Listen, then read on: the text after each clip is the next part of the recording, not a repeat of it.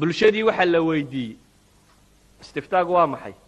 bulshada waxa la weydiinaya markhaataan idin weydiinay kaayagee xaq u leh inuu dadka xukumaa bulshadii la weydiinaya sanaaduuq al-iqtiraac macna kale ma leh waa dad bulshadaynu xakam ka dhiganay yiri oo ina kala xukumaya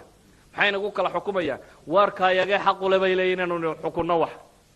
bulshadu marka waxay leedahay dacidaas xaq u leh ugu ridaysa fawdkaraad ku ridaysa macnihiisu waxa weeyaan xaq u leh inaad xukunto waa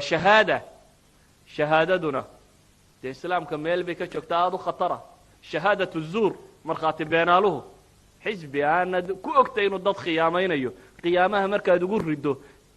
ugu riddo uu ninkii meesha fuule uu wax dhibo aakhiro qiyaamaha kuwa loo qabsanayaad ka midti wuxuu dhibay keligii maaha waayo waa taqaanay waana la garanayay xaggu wax u wado adaana codka kan siiyey macnaheedu waxa weeyaan adaa ka raalli ahayn dadka kan la dulmiyo oo sidatan u siiyey qiyaamaha ilaahay adigu wax kaa